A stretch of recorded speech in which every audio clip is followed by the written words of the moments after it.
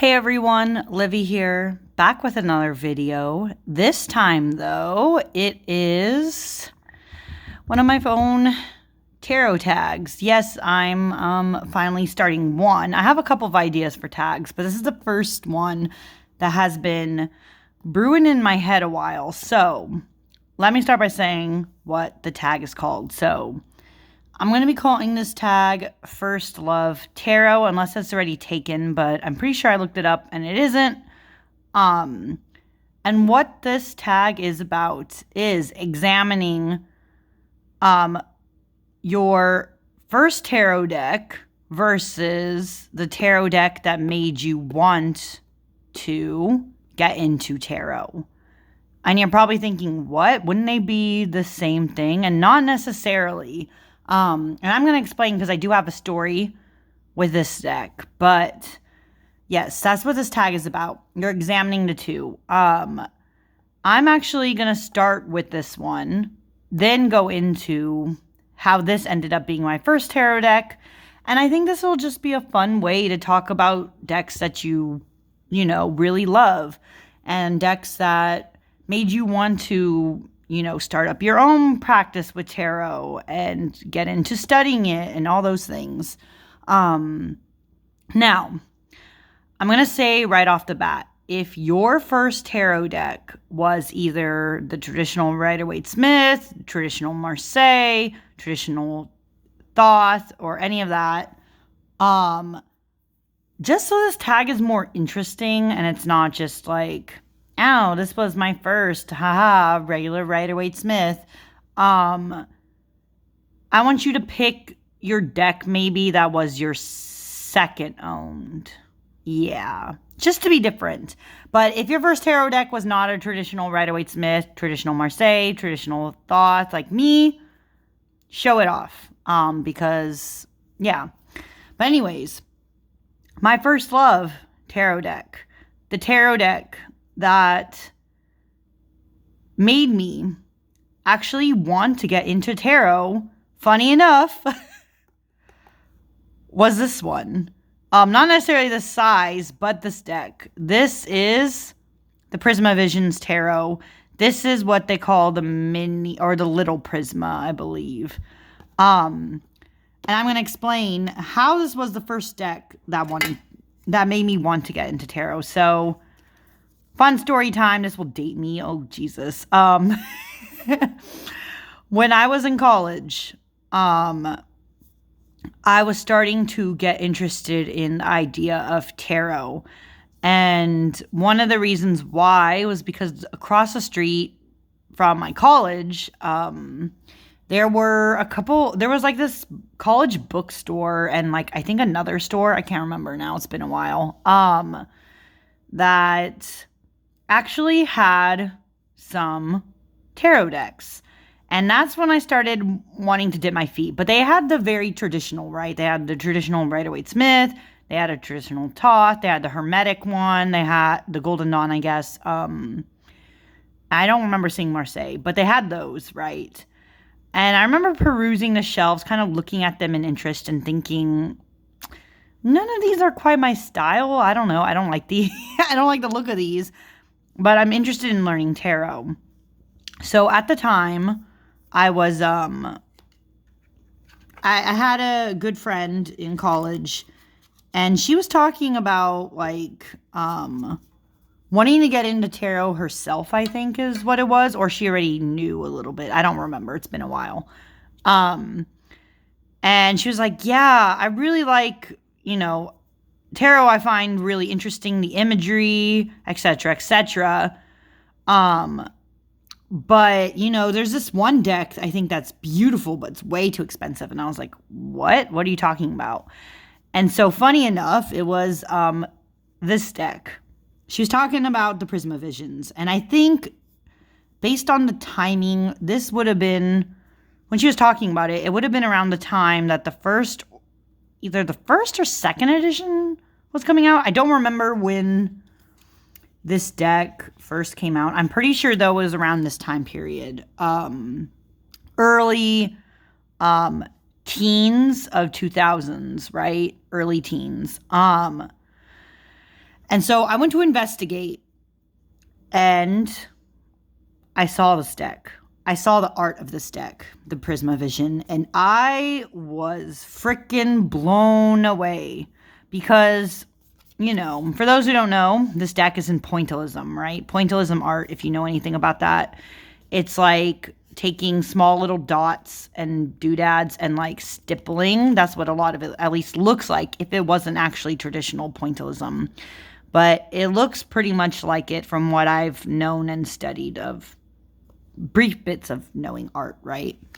And this deck, I'm actually going to adjust a little bit downward. Thank you. Thank you, camera. This deck, this was the first card I saw, by the way, obviously, is the Fool. I was blown away by this Fool. This might be probably one of my favorite Fools ever, I think, because you still get the sense of a journey. There's the doggo even there, and like gonna be starting something new, but it's like the waypost of it, right? This is where your journey begins, and it is so beautiful to this day, to me at least. I know some people think this deck is kind of busy, and that's okay. Everyone's entitled, right, to their own opinion. But I was blown away by this art. But yeah, I was, when I first discovered this deck and was, thinking about getting into tarot, this was more expensive. This was definitely like $45, $50. And I was a poor ass college student. So I was like, no, this deck is beautiful. I'll keep it on my radar. I want this deck one day. But I couldn't afford to have it at that time. But this is the deck, guys. This is the deck. This is why this is always going to be staying in my collection, or library, or whatever the hell, people want to call it. This deck is what made me want to get into tarot, because I wanted to own it one day. I really did, but it was too pricey at the time. And I remember thinking, well, the only way I'm going to be able to get this deck one day and have it is if I actually know how to read tarot, right? This tower is so good too. What the hell? I'm sorry. I still, this is why this was my first love. Look at it. It is so beautiful. Like, even this Five of Wands is so like, I don't know, it's almost like lyrical, very dreamy, dance-like. It's almost like a ballet in the way they're presented. It's even this, I don't like this actually. This is sad. I don't like this as much. But even this Three of Swords, as sad as it is, it's like still presented so beautifully, And I'm actually so glad that a mini version of this deck came out, because, yeah, this is much cheaper than the original. So this was my first love. This was the deck that I really, because of this one, I was motivated to learn tarot. And so because of this deck, even though I didn't want to own them at the time, right? The original Rider-Waite-Smith. After discovering this deck, I decided it was like a year, maybe like a year later, because I was stewing on this idea for a while. Year later, I looked up the Rider-Waite-Smith meanings. I was still in college, but I was looking up the meanings online through, just various tarot websites. And I was studying online the original Rider-Waite-Smith. But again, I didn't want to own it. I didn't care for the artwork, or more so, not necessarily the artwork, but the coloring, right? A lot of people have said this. The yellow, very garish, just not appealing, right? With the motivation that one day I would get this deck. I wanted to own this deck, because this deck was like, it was just the biggest temptation in the back of my mind. I was like, I need this deck one day. I need this deck.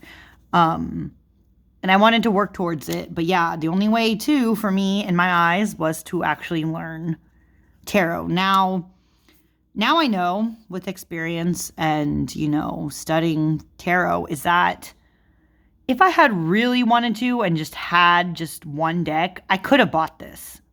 Because it's kind of bullshit. I think, no offense to anyone who believes otherwise, but I think it's kind of bullshit to say that you have to start with the Rider-Waite-Smith. I do. Or even or traditional Marseille, or even the traditional Thoth, or any of those.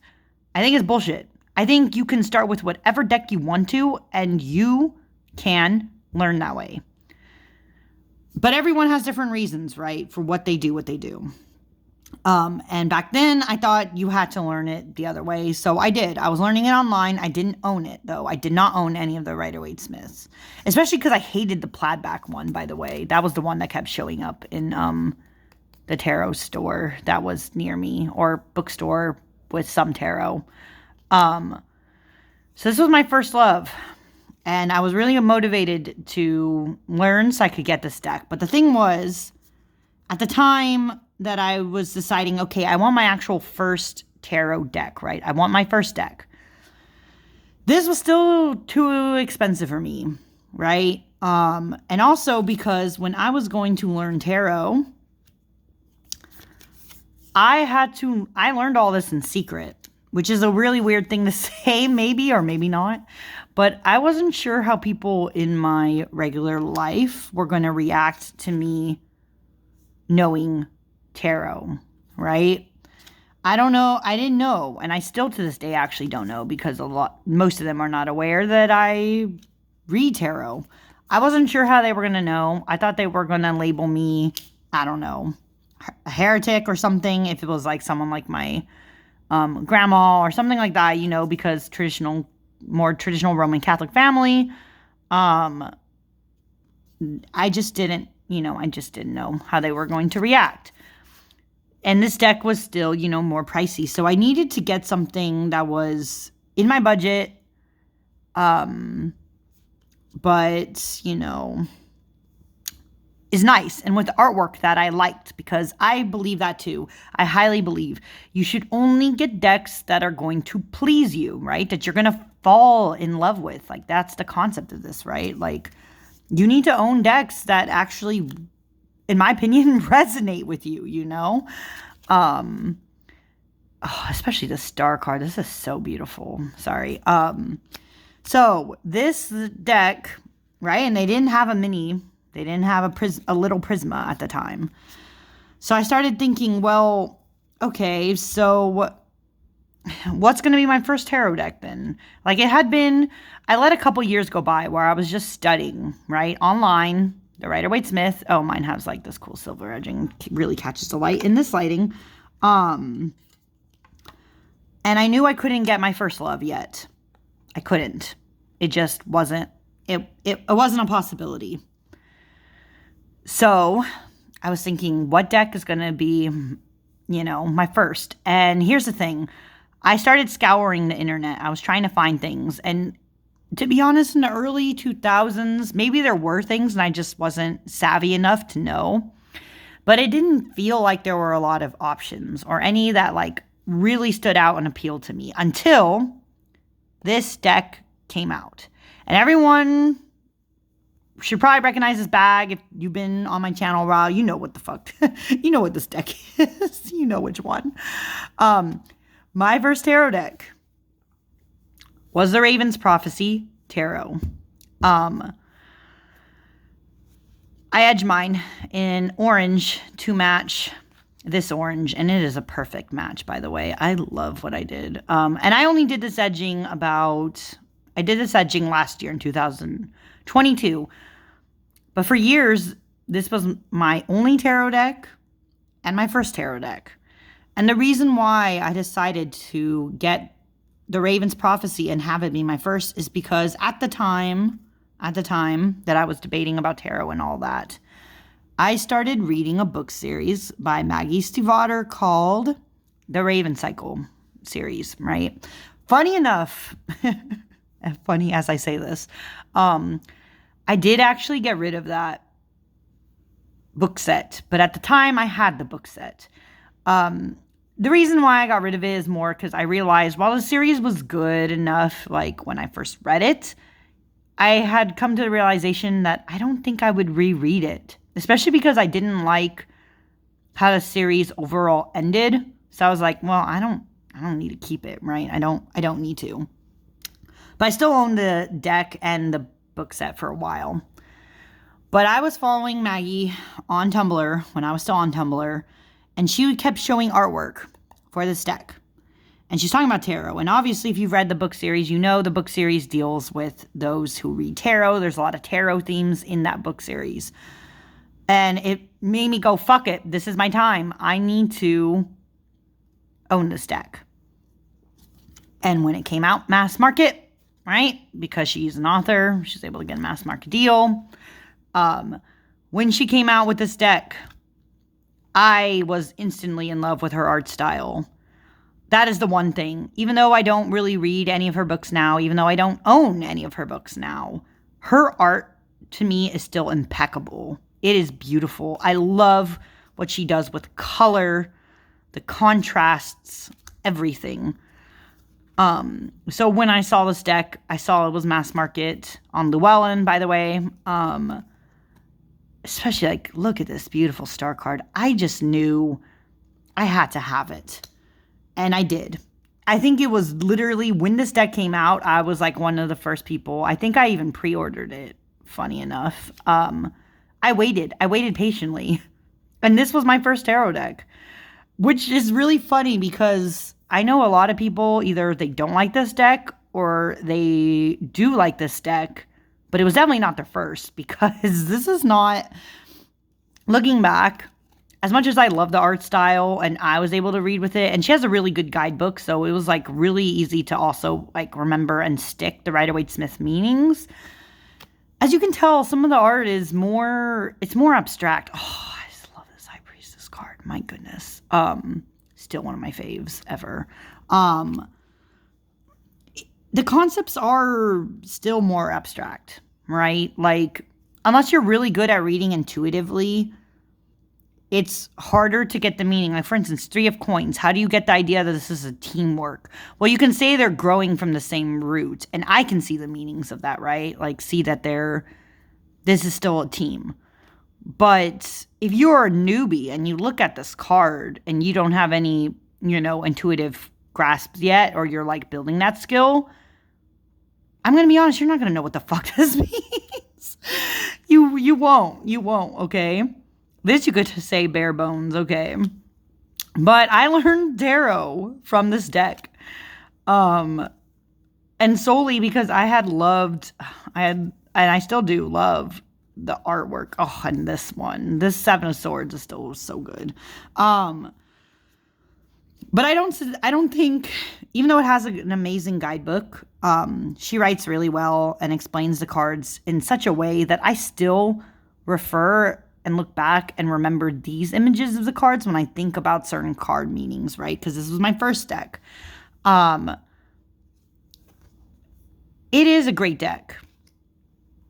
Do I think it's a good beginner deck? Maybe it wasn't the best beginner deck. No, I'll admit it.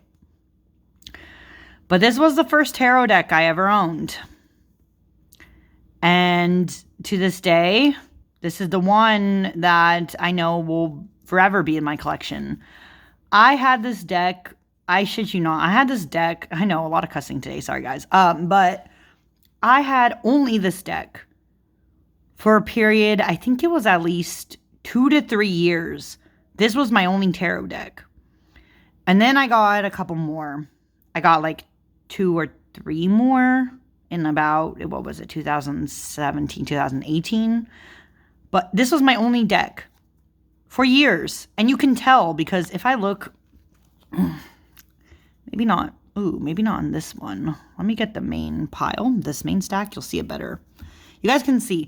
The reason why I started edging this deck is because this deck is worn as fuck. You could tell this was my only deck for forever because the edges started getting, scraped and scratched, and I beat this deck around. There's even I think some of the cards you could tell, see, the light hits it. You can see there's like scratch marks in there. But that's from shuffling. That's from other people shuffling. I read tarot for people with this deck because, again, this was my only deck. My friends were the ones who got those kind of readings. And they were like, wow, this artwork is stunning too. So a lot of them liked the artwork. It was very beautiful. I still love this Two of Swords. This is one of my favorites also. And I love this deck. Was it my first love though? No, because again, this one was. But this deck, I did fall completely into Tarot Sphere, I will say, because this was my first deck. And it's just such, oh, this Knight of Swords, this, I don't know, the bloody, it's painful because I've gotten this card specifically from this deck so many times before. But to this day, this is how I remember who the knight is. It's because of this image, you know? Like, even as Three of Swords, this is not a traditional Three of Swords, as you can see. But it gives the pain of it so much. Even the Four of Wands here, I don't know what else I can say. I've talked about this deck all the time because it's still one of my loves, right? I'm always going to have this deck in my collection. It would be a fucking travesty if I lost this, to be honest, because of all the memories built into it. And this deck just responds, because this was my first deck for forever. This deck always responds to me. It always gets warm to the touch. It always is ready for me when I do readings. So I will be forever grateful for this deck. This Empress is still one of my favorites also. I'm going to keep saying that because, like, and this card, just the art is so beautiful. If you haven't given this deck a chance, I feel like you should, especially if you can read intuitively. It is just so good. And in many ways, you could say, okay, this was your real first love, right? Because then if you fell completely into tarot because of this, isn't it? And yes and no. Because let's talk about this, right? It's like, I've owned this deck now for a little while. This was my first love, though. This made me actually want to get into tarot. But would I say I've 100% bonded with this deck? Actually, no. I've had a lot of, like, this deck is very watery and it's very airy. But I'd say it's more water for sure. I don't know how else to give off those vibes. This deck is very watery. And it, I don't know. I loved this deck, and I was singing the praises of the art, and I've done readings with this deck. But it's not, just like first love can be for many, it doesn't mean it's going to be your forever love. It just makes you start thinking of the idea of loving something else like you can this. And that's why I think this tag could be an interesting exploration for a lot of you, maybe. Because just because this deck made you want to get into tarot doesn't mean it was the first deck that... This could be your first love. But nothing actually beats your first deck, you know, in some ways. I don't know. I don't know if I'm making sense at this point. I really don't know. But I hope other people do this tag because I really like noticing and learning from other people and what they found interesting and fascinating and what actually started them on their journey, you know, versus what just seemed like a fun idea but wasn't necessarily the love of your life. Does that make sense?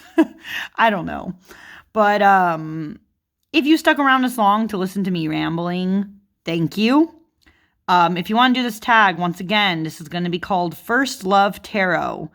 I really hope others do this because I'm excited. I'm excited to learn what other people's first loves were versus what their actual first decks were and how the two have worked out together, you know? And yeah, so thank you all for watching. I will see you again next time. Bye.